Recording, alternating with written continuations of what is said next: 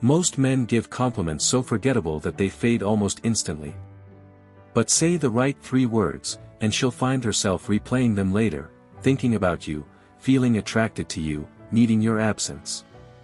These are not corny pickup lines. They are subtle psychological triggers used by Stoic, confident men who attract attention without chasing it. Part 1: Why most compliments kill attraction. Here's the uncomfortable truth: most compliments come from insecurity.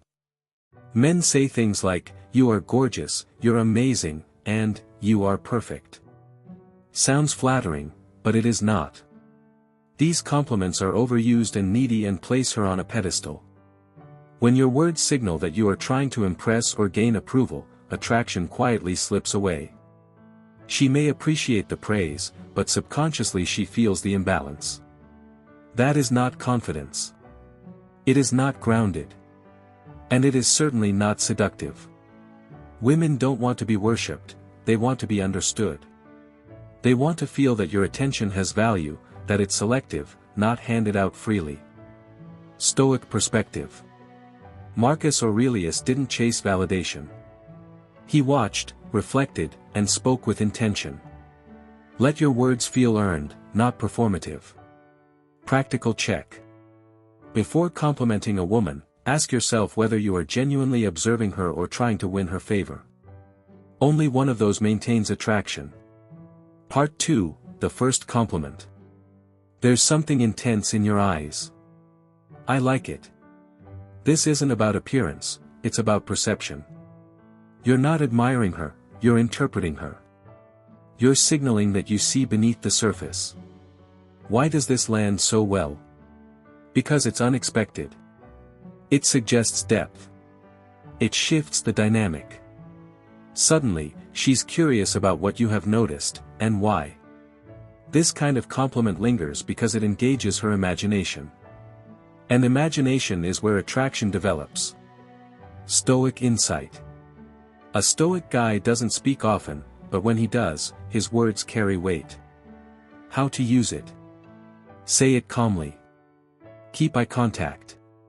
Deliver it without elaboration. Then stay silent. Part 3: The second compliment. You have a powerful energy.